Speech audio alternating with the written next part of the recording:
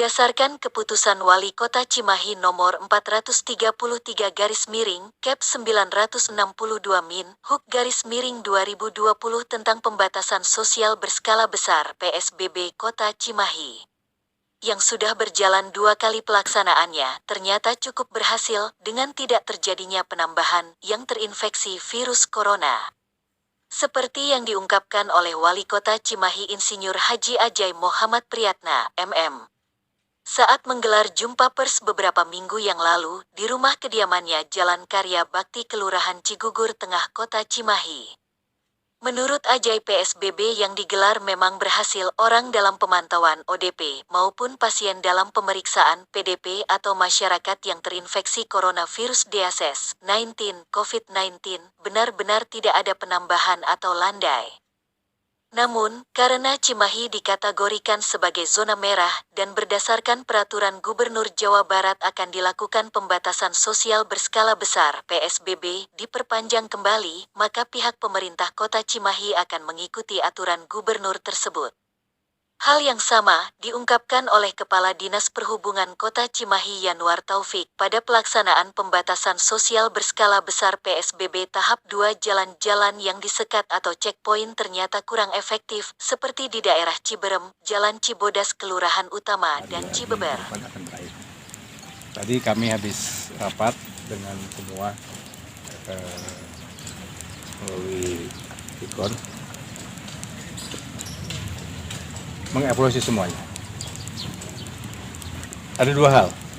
PSBB di Kota Cimahi khususnya penambahan, ada perpanjangan atau ada perbedaan dari yang sebelumnya, Pak? Jadi setelah PSBB provinsi yang pertama ya, kalau kita Cimahi, karena Cimahi pernah pertama 14 hari, kemudian dengan PSBB provinsi kemarin dari tanggal kemarin 6 sampai dengan 19 Mei berakhir, dan ditetapkan lagi ada PSBB berikutnya tahap 3 sekarang untuk Cimahi, tahap kedua untuk PSBB Jawa Barat diperpanjang. Artinya Cimahi juga mengikuti kebijakan tersebut dengan cara sesuai dengan kebutuhan dan kondisi saat ini di Cimahi.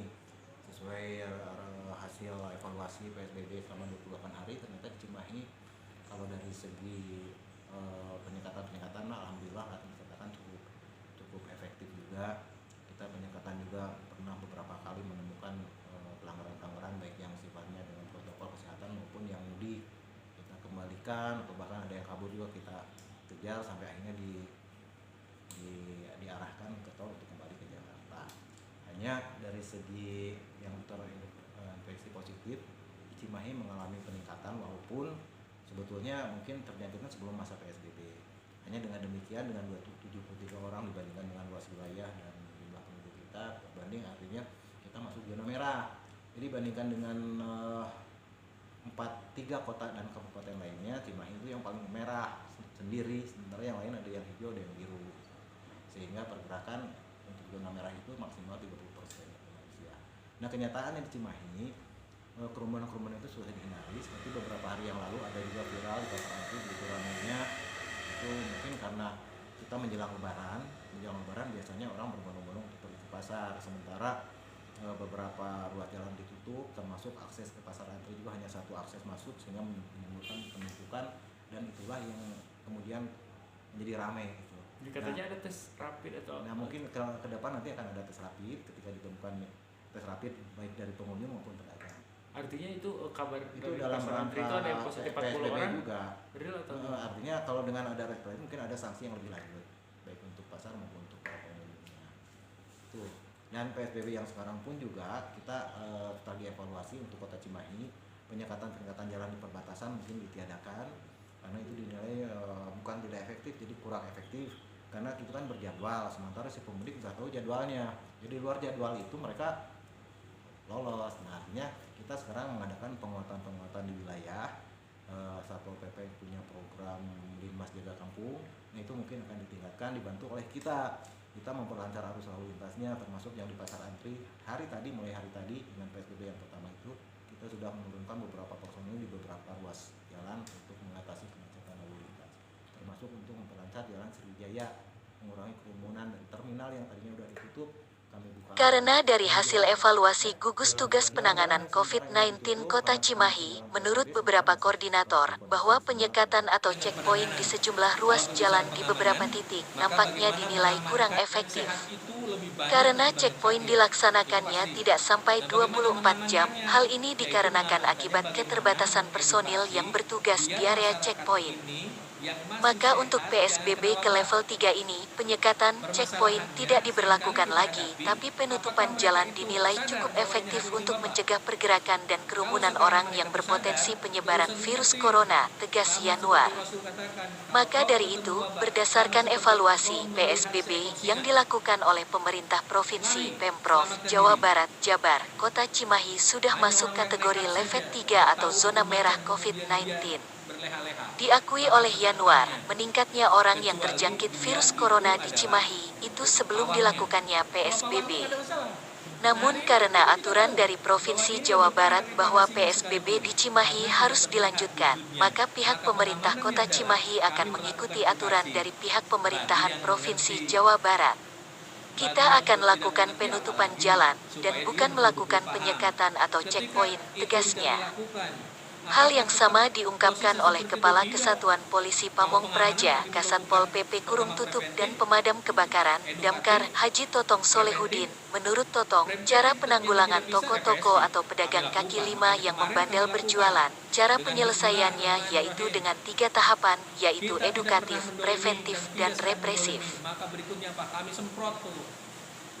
Kenapa? Karena kita mengingatkan. Cara Allah itu mengingatkan kalau semprot sama seperti kita tsunami dengan air, semprot. Dia supaya sadar, supaya dingin. Nah, hari ini orang menerjemahkan terserah. Tapi niatan kami dari awal adalah dalam rangka perlindungan kepada masyarakat. Ini perintah bukan hanya perintah wali kota. Perintah lisan ada betul Pak Wali Kota. Siap untuk dibenci atas nama perlindungan masyarakat. Tetapi yang pokok ini adalah perintah Allah dan Rasul. Saya yakin itu seperti itu. Maka upaya represif kami pun lakukan. Nah, tapi sekarang saat ini tadi ramai kembali, toko-toko banyak yang buka. Ini tanggapan Pak Kasat gimana? Ya, kita sadar benar. Setiap manusia punya batasan dan tingkatan kesadaran. Baik, kita pelajari dulu historinya. Bagaimana sih sejarah masyarakat Indonesia? Kita pelajari juga sosiologinya. Kita juga harus pelajari psikologinya. Hari ini secara psikologis manusia pada umumnya semakin ditekan apakah semakin menurut? Enggak. Semakin ditekan hukum Archimedes seperti itu. Semakin besar tekanan. Bila pelanggaran tersebut dapat diatasi secara edukatif, maka hal itu tidak ada masalah. Tapi seandainya secara edukatif tidak dapat diselesaikan juga, maka kata Totong berlanjut aturan yang digunakannya yaitu secara preventif. Seandainya juga bila pemilik toko maupun pedagang kaki lima masih tetap membandel, maka Totong akan menindak para pedagang dengan cara represif, yaitu bagi mereka yang membandel akan dilakukan penyemprotan dengan air, dan untuk toko-toko besar yang menjual pakaian dalam menjelang Hari Raya Idul Fitri, banyak mengundang sekumpulan masyarakat untuk membeli barang dagangannya. Akibatnya pandemi COVID-19 akan menginfeksi kepada sekumpulan masyarakat. Maka Satpol PP akan menyegel perusahaan supermarket tersebut dan secara tegas akan dicabut perizinannya karena menurut Totong, manusia semakin ditekan, semakin melawan seperti hukum Archimedes, semakin ditekan akan semakin meluap, tegas Totong.